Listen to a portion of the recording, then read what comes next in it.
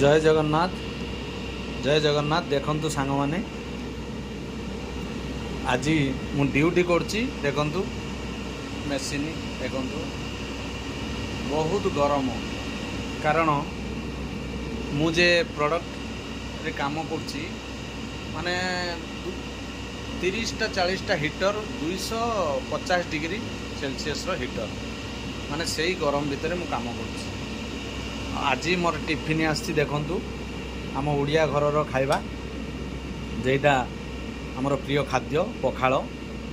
पखाल सांग देखंतु देइचंती साग कलम साग लेंबू लंका आलू चोखा आउ बाइगण आमर ये देइचंती कलरा पकुड़ी देइचंती देखंतु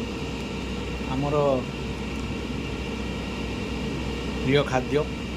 मु ड्यूटी भी पखाला खाऊँ देखंतु आमर ओडिशार खाद्य कारण पखाल को छाड़ी हेनी पखाल बिना आम बंची पारिबानी। देखंतु मु बसची कंपानी बसची देखंतु कंपानी बसची खाऊँ देखंतु कौ माने एमिति खाऊचंती पखाल कंपानी भितरे लाइक करेंगे कमेंट करेंगे जनइबे पखालर की मजा।